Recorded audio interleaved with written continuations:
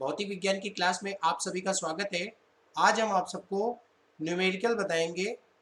वैद्युत चालन वाले चैप्टर से जुड़ा हुआ न्यूमेरिकल बताएंगे। आइए देखते हैं। पहला प्रश्न है, एक इलेक्ट्रॉन पुंज का परिच्छेद क्षेत्रफल 1 मिलीमीटर स्क्वायर है। किसी परिच्छेद के लंबवत प्रति सेकंड 6 × 10⁻16 इलेक्ट्रॉन गुजरते हैं तो वैद्युत धारा। दूसरा है पुंज में धारा घनत्व। तो देखिए, यदि हम परिच्छेद के लंबवत प्रति सेकंड में गुजरने वाला कुल आवेश की बात करें तो कुल आवेश कैसे निकल के आएगा। तो पहला वैद्युत धारा में निकालना है। कुल आवेश निकालने के लिए Q = NE।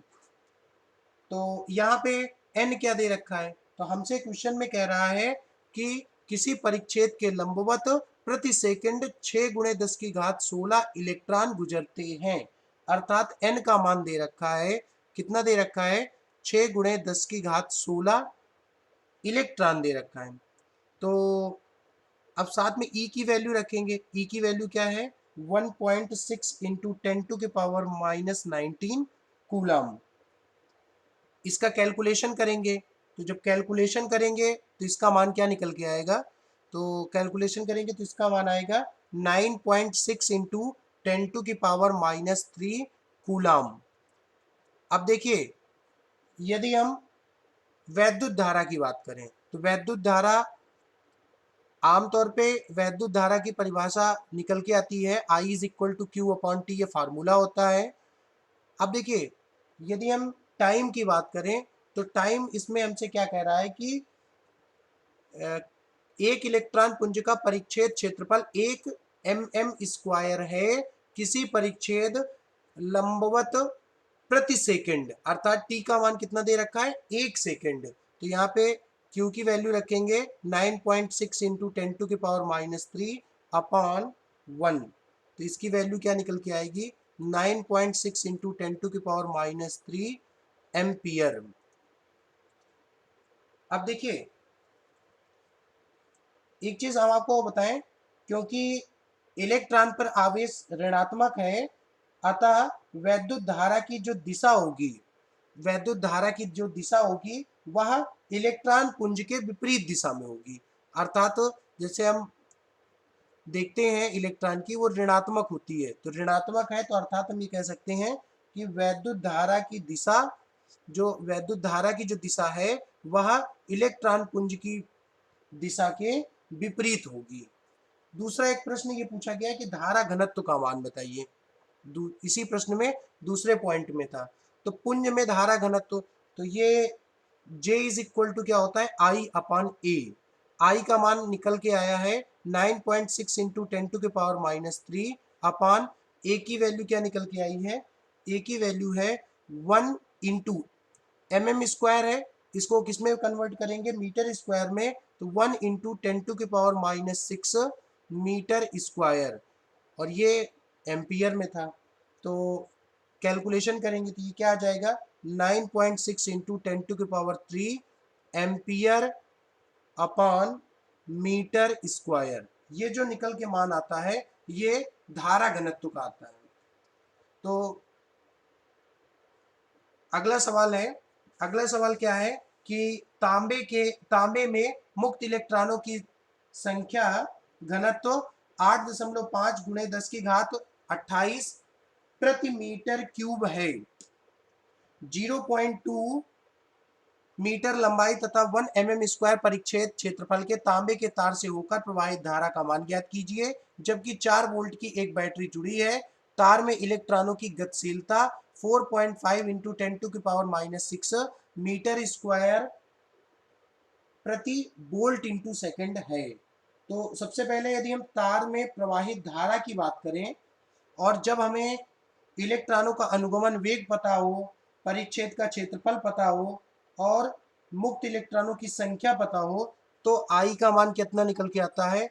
I = तो वैद्युत धारा का सूत्र क्या होता है? I = NeAVD। यदि इलेक्ट्रॉन की गतिशीलता की बात करें तो म्यू = क्या होता है?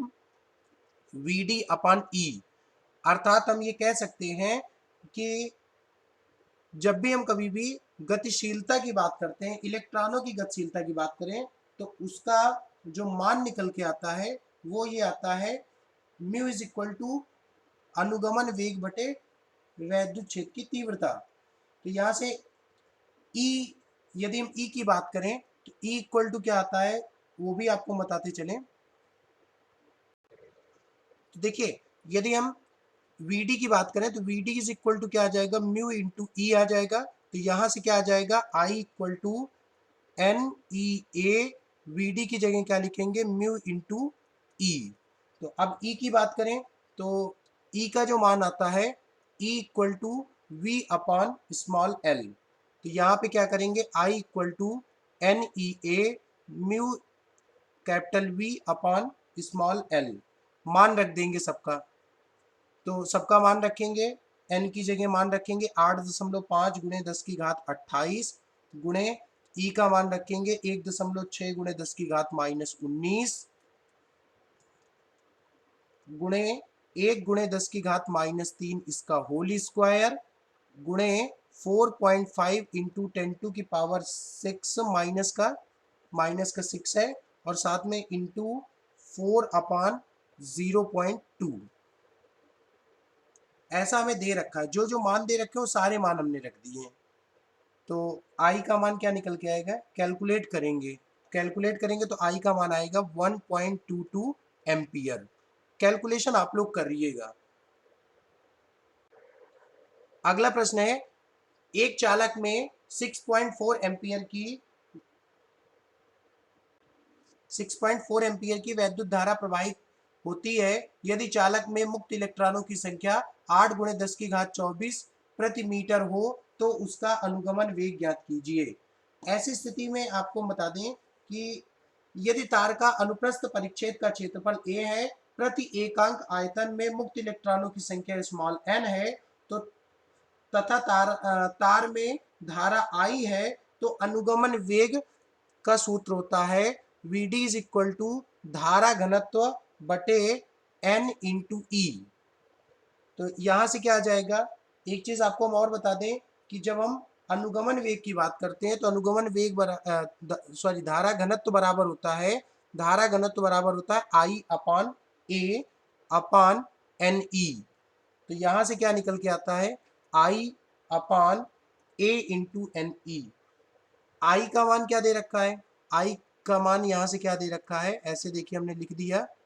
तो आई का मान दे रखा है 6.4 एम्पियर अपान ए का मान दे रखा है 8 इंटू 10⁻24 इंटू, अब देखिए इसके बाद में दे रखा है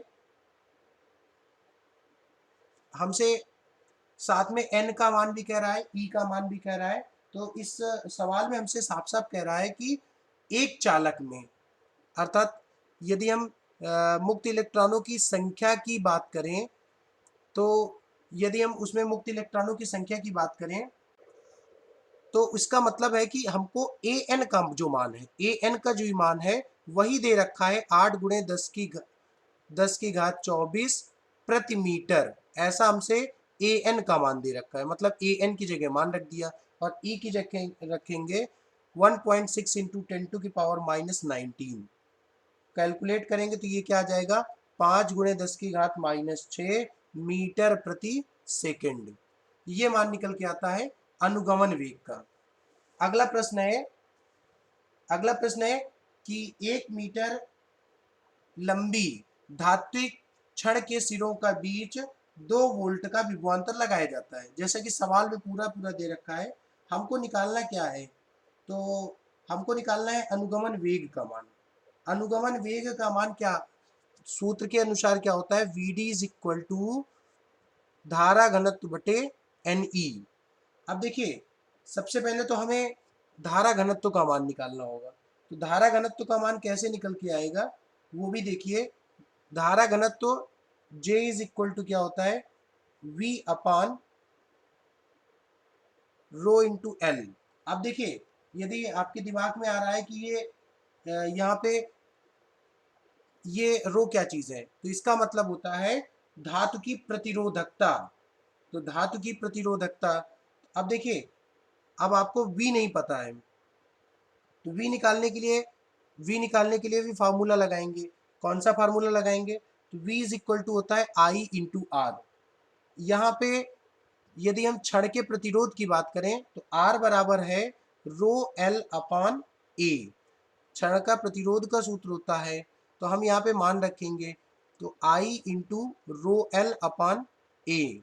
तो यहाँ से क्या आ जाएगा, यदि हम v की बात करें तो v का मान क्या निकल के आता है, I into rho into L. ये आपको हम एक चीज और भी बताते चलें कि जब भी कभी भी I अपान, देखिए I अपान ए लिखा है, तो I अपान ए की जगह आप कुछ मान रख सकते हैं। जैसा कि हमने आपको बताया है कि जब हम धारा घनत्व की बात करते हैं, धारा घनत्व का मान होता है I अपान ए, तो V is equal to J rho l. तो यहाँ से J इज इक्वल टू क्या आएगा, V अपान रो इंटू एल, जैसा कि हमने ये लिखा हुआ है। तो यहाँ पे पहले क्या निकालेंगे, धारा घनत्व का मान निकालेंगे, मान रख देंगे।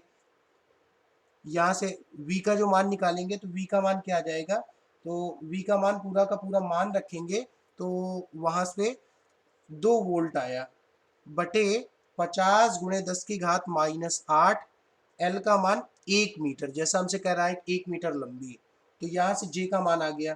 यदि हम VD के मान की बात करें तो VD के मान रखेंगे, तो J अपान एन ई, तो यहाँ से क्या आ जाएगा, मान पूरा रख देंगे। जो J की बात करें तो J का मान जब कैलकुलेट करेंगे तो ये आ जाएगा 4 गुणे 10 की घात 6 एम्पियर प्रति मीटर स्क्वायर। J की जगह मान रखेंगे 4 गुणे 10 की घात 6 बटे N की जगह मान रखेंगे 5 गुणे 10 की घात 24। ऐसा दे रखा है, ये 50 नहीं, ये 5 है, 5 है, 5 गुणे 10 की घात 24 इंटू ये आ जाएगा 1.6 इंटू 10 टू की पावर माइनस 19। कैलकुलेट करेंगे तो इसकी वैल्यू आ जाएगी 5 एम्पियर इंटू मीटर प्रति कूलम, यही इसका मान आ जाएगा। या इसी को हम लोग लिख सकते हैं 5 मीटर प्रति सेकंड।